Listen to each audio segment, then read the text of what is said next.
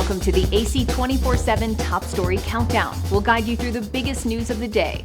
Our focus, advocating our rights, advocating health, and advocating Earth. Here's our pick for number 4.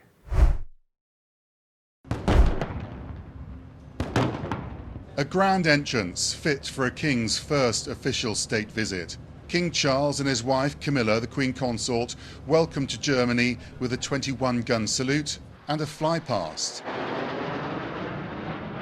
In an unprecedented start to his 29th official visit, the royals were escorted by fighter jets, one of the many firsts.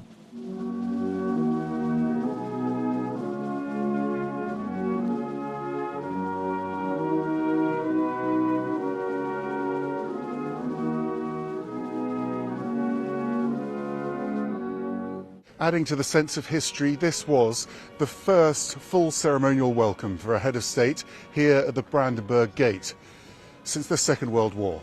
And a first chance for the new king to meet German fans. The atmosphere, it was really, I never experienced something like that before. Is it symbolic having him here in the shadows of the Brandenburg Gate? I think so, yes.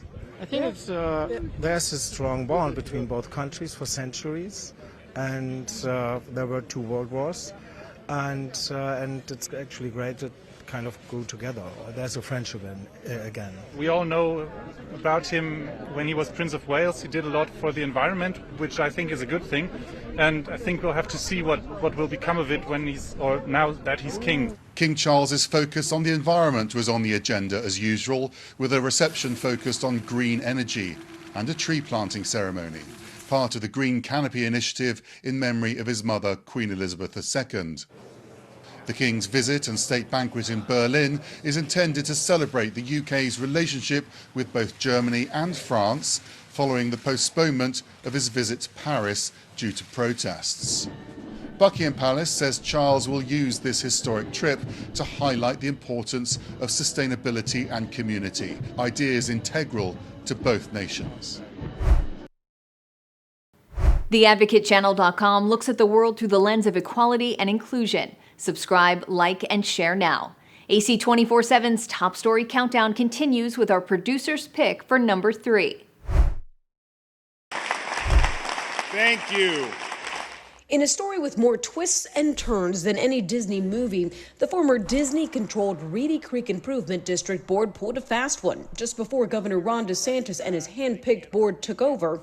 This development agreement essentially strips the government of the government powers and give those powers to Disney. The board quietly approved the agreement on February 8th as Florida lawmakers met in a special session to give DeSantis control of the district. I cannot imagine Orange County, Osceola County, the city of Orlando, or any other Central Florida government allowing or agreeing to allow any private developer or property owner to have this sort of control over a government and the officials that run it. The agreement was signed before DeSantis had a chance to pick his board members. This development agreement, which in my opinion is void as a legal nullity, was passed the same day the Florida House passed the bill creating this board. And it was done to prevent us from doing our job. Under the new deal, Disney would maintain control over much of its land in Central Florida for 30 years, and in some cases, the board cannot take significant action without getting approval from the company. Just last month, DeSantis celebrated gaining control of the board. The corporate kingdom finally comes to an end. There's a new sheriff in town, and accountability will be the order of the day.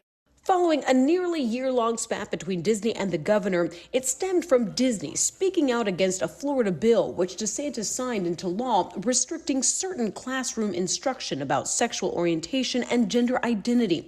And while it looks like the battle between Disney and DeSantis may not be over, Disney stands by its actions, saying in a statement to CNN, all agreements signed between Disney and the district were appropriate and were discussed and approved in open, noticed public forums in compliance with Florida's Government in the Sunshine Law.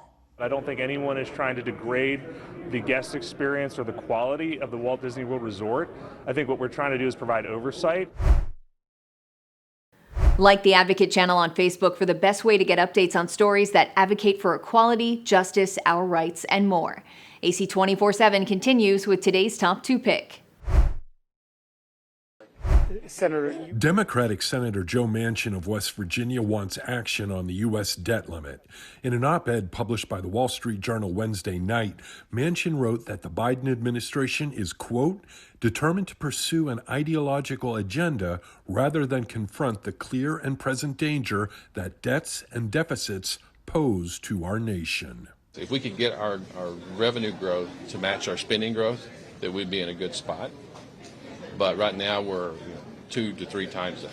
The White House says President Biden has laid out plans to get the U.S. back on its feet financially. He's put forth a budget for the next fiscal year that laid out how he was going to cut the deficit by $3 trillion over 10 years.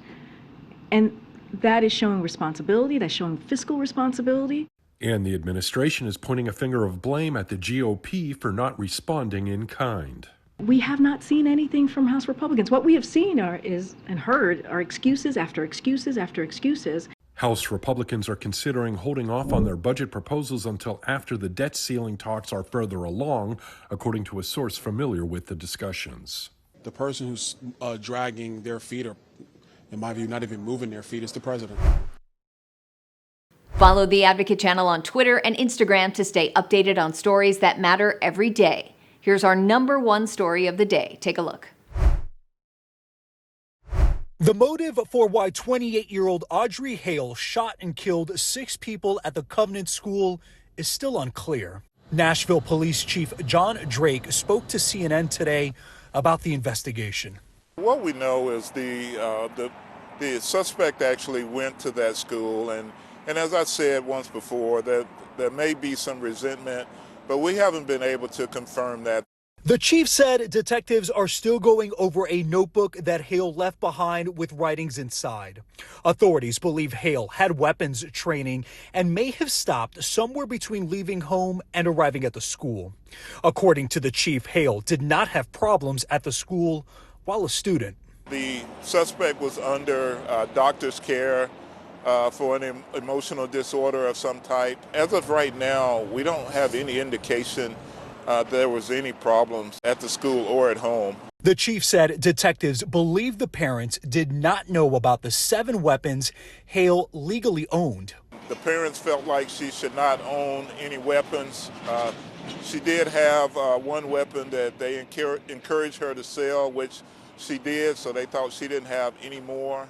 New tonight, an art instructor who taught Hale for 2 semesters in 2017 at No-See College of Art told CNN Hale had an emotional outburst on the first day of class.